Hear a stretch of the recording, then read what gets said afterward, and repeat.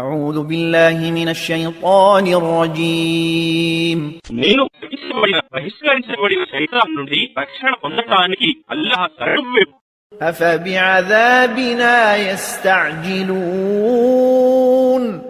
ఏమి వారు మా శిక్ష కొరకు తొందర పెడుతున్నారా?